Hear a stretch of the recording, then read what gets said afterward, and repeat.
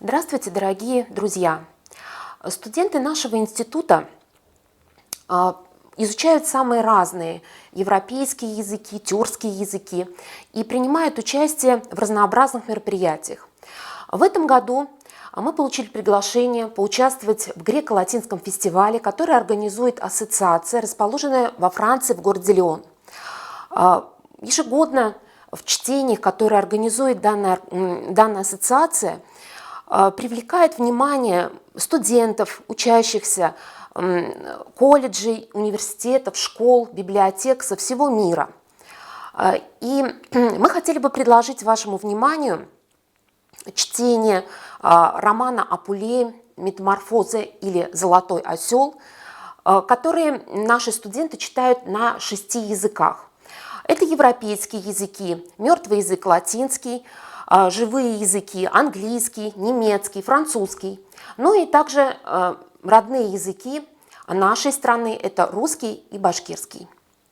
Приятного вам просмотра! Sed initio noctis e convivio nuptiale vino madens et fraglans balsama Venus remiat totumque revincta corpus rosis micantibus. Visaque diligentia mire laboris. Non tuum inquit. Nequissima nec tuarum manuum istut opus. Sed illius cui tuo imo et ipsius malo placuisti.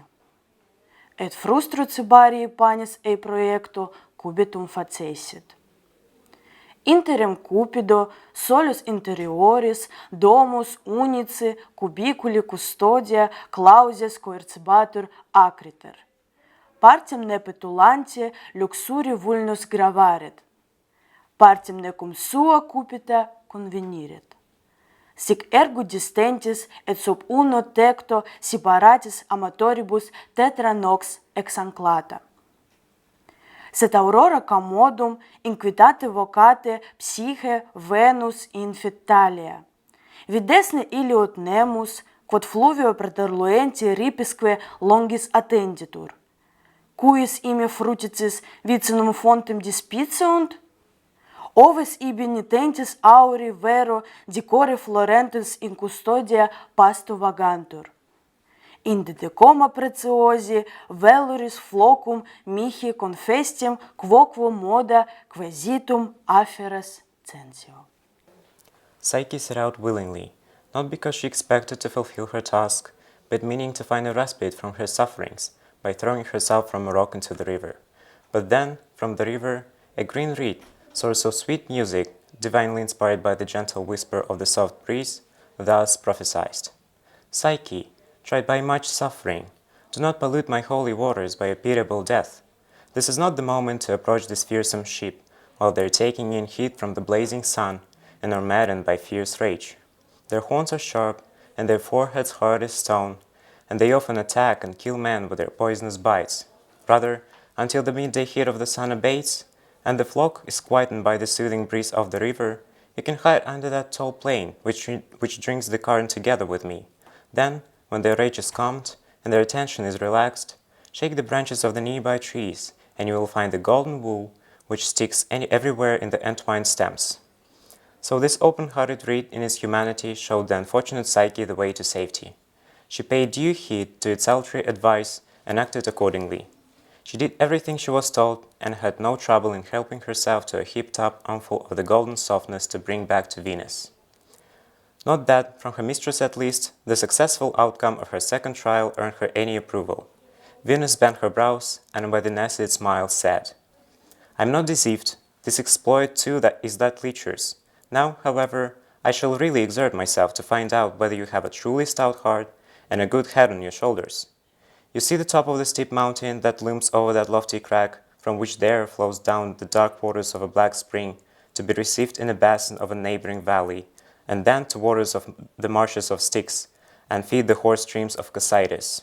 There, just where the spring gushes out on the very summit, draw off its ice-cold water and bring it to me instantly in this jar.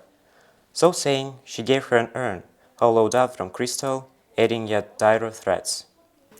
Psyche nimmt es und eilt mit beschleunigten Schritten davon des Berges oberster Spitze zu.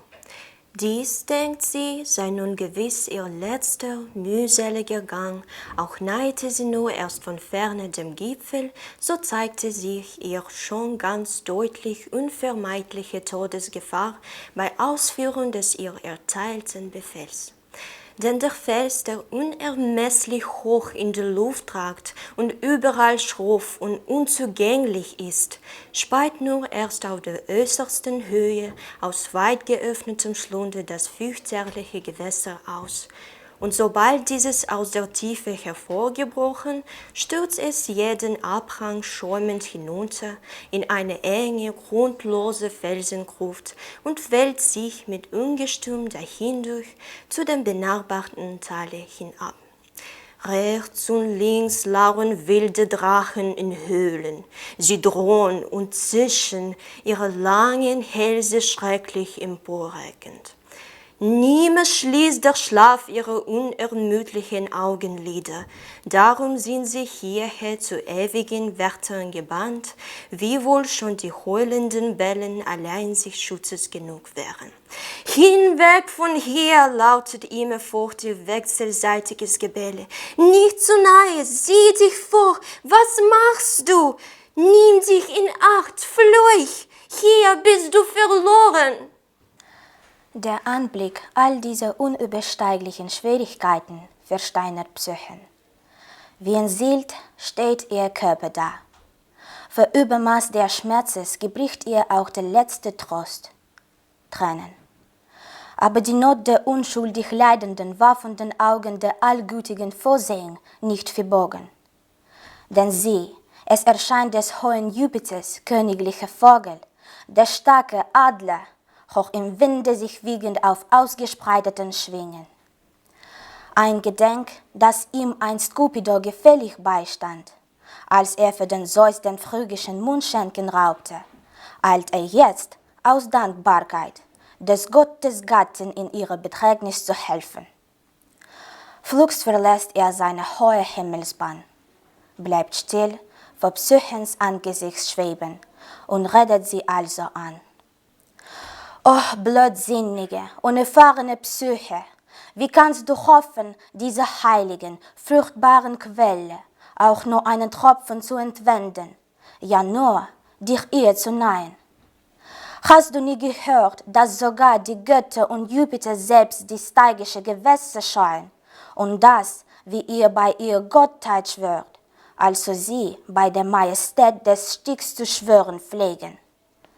Aber gib her deine Urne.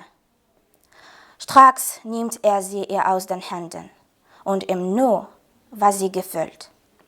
Denn dicht über dem Schlund hängt er sich, künstlich sich schwingend, und mit immer regem Fittich zu beiden Seiten der giftigen Drachenbiss und reihgespaltene Zunge meidend, schöpft er ein die widerstrebende, scheltende Flut. Nachdem er sieht mir vorgegebenen Befehl der Venus getäuscht. Psyché reçoit avec joie le flacon si heureusement rempli et le rapporte en doute hâte à Vénus. Mais rien n'apaise l'implacable déesse. Quatrième épreuve, l'expédition chez Proserpine. Avec un sourire sinistre et qui présage de nouvelles et plus périlleuses exigences, elle l'apostrophe en ces mots. Il faut que tu sois magicienne, et magicienne des plus expertes, pour avoir mis célestement de telles commissions à fin. Mais voici, ma poulette, ce qu'il te faut encore faire pour moi. Prends cette boîte et va de ce pas aux enfers, au sombre ménage de Pluto. Tu présenteras la boîte à Proserpine et tu lui diras « Vénus demande un peu de votre beauté, ce qu'il en faut pour un jour seulement, car toute sa provision s'est épuisée par la consommation, qu'elle en a fait en servant de garde-malade à son fils. Va, et ne tarde pas à retourner, car je vais m'en servir avant de paraître au théâtre de l'Olympe. » Psyché crut recevoir le coup de grâce. Cette fois, l'ordre était clair. C'était tout simplement l'envoyer à la mort. Comment en douter? On voulait que d'elle-même elle descendît au Tartare et visitât les mânes. Sans plus tarder, elle court vers une tour élevée, avec l'intention de se précipiter du sommet. C'était, suivant elle, le meilleur et le plus court chemin pour aller aux enfers. Mais de la tour s'échappe tout à coup une voix. Quelle pauvre enfant cette idée de se jeter ainsi la tête la première? Pourquoi reculer devant cette épreuve et vous sacrifier sans but? Votre âme, une fois séparée du corps, ira bien en effet au fond du Tartare, mais pour n'en plus revenir. Écoutez-moi. Laissez de monde cette noble cité de l'Achaïe n'est pas loin. Il touche une heure où l'on n'arrive que pas de sentiers peu connus. C'est un soupirail du sombre séjour du peloton. Osez vous engager dans sa bouche béante. Devant vous s'ouvrira une route où il n'a pas n'a laissé cette trace et qui va vous conduire en ligne directe au palais de l'Orcus. Mais il ne faut pas s'aventurer dans ces ténèbres les mains vides. Ayez à chaque main un gâteau de farine d'orge pétri avec du miel et à la bouche de petites pièces de monnaie. Vers la moitié du chemin infernal, vous rencontrerez un boiteau chargé de fagots. L'ânier, boiteau aussi, vous demandera de lui ramasser quelques brins de bois tombés de sa charge. Passez outre et ne répondez mot. Bientôt vous arriverez au flot de la Rèbe, car on est là, exigeant son péage, car ce n'est qu'à prix d'argent qu'il apporte les arrivants sur l'autre rive. Ainsi l'avarice vient encore chez la morte. Ni caron, ni plus de même, ce Dieu si grand ne faut rien pour rien. La pauvre et mourante doit se mettre en fond pour les voyages. Il ne doit se rendre que l'argent en la main. Vous donnerez à ce hideux vieillard, à titre de péage, une de vos 2 pièces de monnaie. Il faut qu'il la prenne seulement à votre bouche. Une traversant ces dents stagnantes, vous ferez flotter le corps d'un vieillard qui vous tendra seulement que de vareuses, vous priant de la tirer à vous dans la barque. La compassion ne vous est pas permise. N'en faites rien. Le fleuve franchi, vous rencontrerez quelques pas de vieilles femmes occupées à faire de la toile et qui vous demanderont d'y mettre la main. Ne vous avisez pas d'y toucher. Autant de pièges tendus par Vénus. Il vous en réserve bien d'autres pour vous amener à vous de saisir de l'un au moins de vos gâteaux. N'en croyez pas la perte indifférente. Il vous en coûterait la vie. Un énorme chien à 3 têtes, monstre formidable, épouvantable, sans cesse aboyant humains qui effraient sans leur pouvoir faire d'autres mal. Jour et nuit fait sentinelle au noir vestibule de Proserpine. C'est le gardien du manoir infernal. Vous le ferez taire aisément en lui jetant un de vos gâteaux et vous passerez outre. Vous pénétrerez ainsi jusqu'à Proserpine qui vous fera le plus aimable accueil, vous engagera à vous asseoir et prendre part à un subtil festin. Mais ne vous asseyez que par terre et n'acceptez d'autres aliments que du pain noir. Vous exposerez ensuite l'objet de votre mission et vous prendrez ce qu'elle vous donnera. Cela fait, retournez sur vos pas. Vous vous rachèterez encore de la gueule du chien au prix de votre second gâteau. Vous repasserez le fleuve en livrant à la varnotonnier votre autre pièce de monnaie. Vous reprendrez le chemin qui vous aura suivi en venant, et vous rêverez ainsi la voûte céleste. Mais, sur toute chose, ne vous avisez pas d'ouvrir la boîte qui vous aura été confiée, et de porter les yeux sur ce qu'elle renferme. Point de regard curieux sur ce trésor secret de la beauté divine. Так прозорливая башня изложила свое пророчество. Психея, не мешкая, направляется к Тенару, взяв, как положено, монеты и лепешки. Спускается по загробному пути, затем, молча, пройдя мимо убогого погонщика ослов, дав монету перевозчику за переправу, оставив без внимания просьбы выплывшего покойника, пренебрегший коварными мольбами ткачих и, успокоив страшную ярость пса лепешкой, проникает в чертоги Прозерпины. Не польстившись на предложенное хозяйкой сиденье мягкое и кушанье сладкое, но смиренно сев у ног ее и удовольствовавшись простым хлебом, передала она поручение Венеры. Сейчас же запрятала наполненную и закупоренную баночку и, заткнув глотку лаявшему псу, брошенный с хитрым умыслом другой лепешкой, заплатив оставшейся монетой лодочнику, выбралась она из преисподней гораздо веселее, чем шла туда. Снова увидела Психея свет белый и поклонилась ему. Но хотя и торопилась она поскорее исполнить поручение, дерзкое любопытство овладело ею. «Какая я глупая!» — говорит она, — «что несу с собой божественную красоту и не беру от нее хоть немножечко для себя, чтобы понравиться прекрасному моему возлюбленному». И, сказав так, открывает баночку. Там ничего решительно нет, никакой красоты, только сон подземный, поистине стигийский, сейчас же вырвавшийся из-под крышки. На нее находит, по всему телу разливается густое облако оцепенения и овладевает ею, упавший в тот же момент на той же тропинке. И лежала она неподвижно, словно спящий мертвец. А Купидон, выздоровев от тяжкой своей раны и не перенеся столь долгого отсутствия своей психеи, ускользнул через высокое окно комнаты, где был заключен. И с удвоенной быстротой, полетев на отдохнувших во время долгого бездействия крыльях, мчится к своей психее, тщательно снимает с нее сон и прячет его на прежнее место в баночку. Психея же будет безопасным уколом своей стрелы и говорит: «Вот ты, бедняжка, опять чуть не погибла. Все из-за того же твоего любопытства. Но пока что усердно исполни поручение, которое мать моя дала тебе своим приказом. А об остальном я позабочусь». С этими словами проворный возлюбленный спорхнул на крыльях, а Психея поспешила отнести Венере Прозерпинин подарок. Шул арала Купидон көслө мөхәббәттән каңгырып һәм әсәһенең кырыслыгынан куркып элекке хәйләһенә тотына. Һәм үзенең шәп канаттарында иң югары үрҙәргә осып барып, бөйөк Юпитерга хәлдәрен һөйләргә тотына. Шунан һуң Юпитер Купидондың битен һыйпап ошолай тип әйтә: «Һин, улым, миңә бер ҡасанда ла ихтирам иткәнең булмаһа ла, дөрөҫөн әйткәндә, минең намыҫыма һәм исемемә оятсылыҡ килтереп, булған ҡанундарҙы, ә иң мөһиме, Юлий ҡанунын боҙҙороп, дөрөҫ булмаған никахһыҙ бәйләнештәр менән кәмһеттерҙең. Һин, минем йөҙөмдән көлөп, ниндәй генә хайуан, ҡош-ҡортҡа әйләндермәнең. Тик мин үҙемдең түҙемлегемде һәм йомшаҡлығымды иҫемдә тотоп, һәм дә һин минең ҡулдарымда үҫкәнеңде онотмай, теләгән теләктәреңде тормошҡа ашырырмын. Тик һин дошмандарыңды ары тот. Ә минең был изгелегем өсөн, был донъяла берәй иҫ киткес матур ҡыҙ булһа, миңә бүләккә бирергә тейеш буласаҡһың». Сказав так, приказывает он Меркурию немедленно созвать всех богов на заседание и объявить, что на того, кто не явится на небесный совет, будет наложен штраф в 10 000 нумов.